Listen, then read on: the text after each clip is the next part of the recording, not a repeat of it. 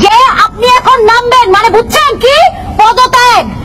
10 দিনও যায় না, 20 দিনও যায় না, কাকে নামাইতে পারছি? এরকম সরকার তো আমরা চাই না। আমরা অনেক তাহলে আমাদের কাছে ভালো ছিল, আমাদের কোনো অবস্থান পরিবর্তন হলো না। আপনার ব্যর্থতার দায় স্বীকার করে আপনি আমেরিকায় চলে যান, আপনি ওই ব্রিটিশে চলে যান। আমরা মুসলমান, আমরা ভাই ভাই, আমরা থাকতে চাই। আজকে আমাদের যে সেন্ট মার্টিনে যেতে গেলে রেজিস্ট্রেশন করতে হয়। আমরা বাঙালি, আমরা বিদেশি প্রভুর দালাল আমরা এদেশে চাই না। আমরা 30 লক্ষ শহীদের বিনিময়ে বাংলাদেশ স্বাধীনতা অর্জন হয়েছে। আমরা এই বাংলাদেশে থাকতে চাই। আমরা ওই আমেরিকার পাসপোর্ট আমাদের নেই। সুতরাং আপনি এই দেশ ছেড়ে চলে যান। আমরা সাধারণ মানুষ যেটা একদম স্পষ্ট করে, ভাই আমরা সরকারের কেউ না, আমরা সরকারের কোনো সুবিধা ভোগ করি না। সরকারের ভালোটাকে ভালো বলবো, সীমাবদ্ধতাকে সরাসরি আমরা কটাক্ষ করব।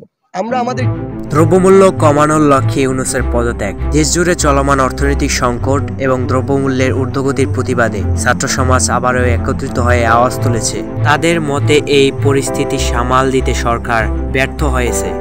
আজ রাজধানীর বিভিন্ন জায়গায় ছাত্রদের বিক্ষোভ মিছিল লক্ষ্য করা গেছে। ছাত্ররা দাবি করছে নিত্য প্রয়োজনীয় জিনিসের দাম দিন দিন বেড়েই চলেছে, যা সাধারণ মানুষের জীবনযাত্রাকে দুঃসহ করে তুলছে।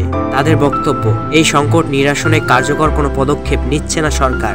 এক ছাত্রনেতা বলেন, দেশের অর্থনৈতিক ব্যবস্থার দুর্বলতার কারণেই আজ আমরা এই সংকটে পড়েছি। দ্রব্যমূল্যের দাম কমানোর লক্ষ্যে সরকারের কোনো দৃশ্যমান পরিকল্পনা নেই, তাই আমরা ইউনূসের পদত্যাগ দাবি করছি। এ বিষয়ে সরকারের পক্ষ থেকে এখনো কোনো মন্তব্য করেনি, তবে এই বিক্ষোভ আরও যে তীব্র হবে সে বিষয়ে ছাত্ররা জানিয়েছেন।